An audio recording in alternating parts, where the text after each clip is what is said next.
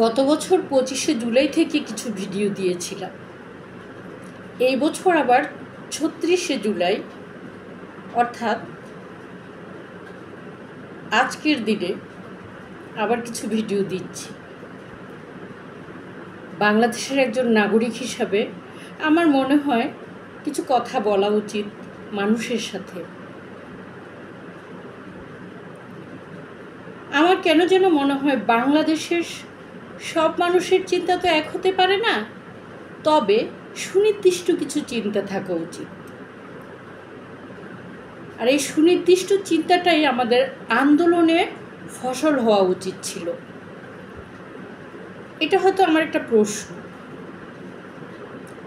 একই দর্শনে মানুষ চলতে পারে না, তারপরও একই দর্শন নিয়ে আমাদের রাজনৈতিক দলগুলো আলাপ আলোচনার মাধ্যমে একসাথে কিছু জিনিস পজিটিভলি চিন্তা করে দেশকে এগিয়ে নিয়ে যাওয়ার জন্য একসাথে চলা উচিত, কিছু রেজাল্ট বের করে আনা উচিত। আসলে আমাদের সংবিধানেই সব আছে। পুঙ্খানুপুঙ্খরূপে আমাদের মৌলিক চাহিদাগুলো এবং আমাদের দেশ পরিচালনা করার জন্য যা কিছু সব কিছুই এই সংবিধানে আছে। সংবিধানকে মেনে চললে তাহলে কোনো স্টেক হোল্ডারের প্রবলেম হওয়ার কথা না। সব স্টেক হোল্ডারদের মতামত সাংবিধানিক হলে কোনো প্রশ্নবিদ্ধ হতে হয় না। জুলাই সনদ তাহলে আমাদের কি দেবে? জুলাই সনদ আমাদের দিক নির্দেশনা দেবে কি? যদি দেয় তাহলে বিপ্লবের লক্ষ্য উদ্দেশ্য মানুষের আশা আকাঙ্ক্ষার প্রতিফলন হবে কি? হবে অবশ্যই।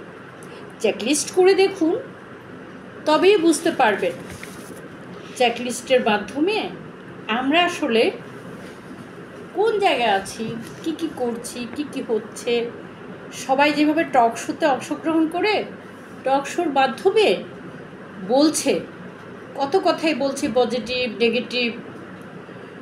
আর আমার মনে হয় কি জানেন, আমার মনে হয় ভিতরে ভিতরে সারা দেশে ইনফরমেশান টেকনোলজি ব্যবহার করে ইনফরমেশান টেকনোলজির মাধ্যমে এই টেকনোলজিকে দিয়ে ডিজিটালাইজড করে দিচ্ছে দেশকে।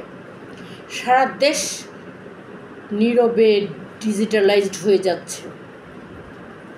আর এই ডিজিটালাইজড হওয়ার কারণে একটি যোগ্য ঘুষমুক্ত দুর্নীতিমুক্ত দেশ উপহার দিয়ে গণতান্ত্রিক রাষ্ট্র হিসাবে আমাদের দেশকে স্বীকৃত করে যাচ্ছে ডক্টর ইউনূস।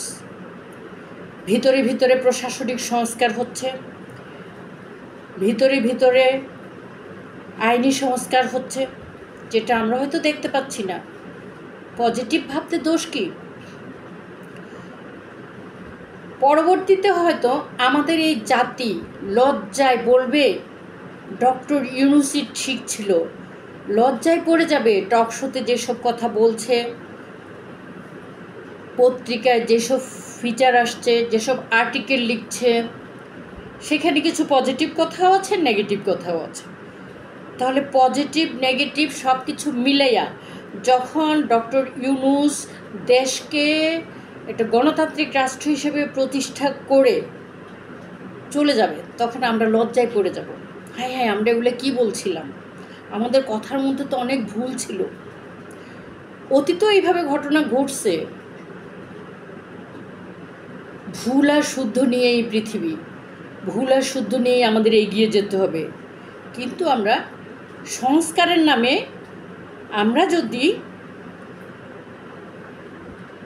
নির্বিঘ্নে ঘটে যাওয়া সংস্কার, আইন শৃঙ্খলার সংস্কার, প্রশাসনের সংস্কার, সব সংস্কারকে যদি আমরা ভবিষ্যতে দেখতে পাই নীরবে নির্বিঘ্নে ডক্টর ইউনূস এই সংস্কার করে গেছে, প্রশাসনকে শক্তিশালী করে গেছে এবং সব কিছুর মধ্যেই মৌলিক একটা সংস্কার আমরা দেখতে পাব।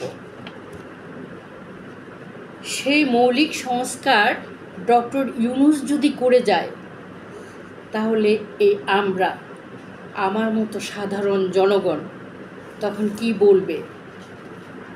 আমি একটু আবৃত্তি করতে ভালোবাসি, তেমন ভালো পারি না, তারপরে আমি ডক্টর ইউনূসের সৌজন্যে কাজী নজরুল ইসলামের বিদ্রোহী কবিতা আবৃত্তি করছি। বলবীর বল উন্নত মম শির, শির নেহারি আমারই নত শির ওই শিখর হিমাদ্রির।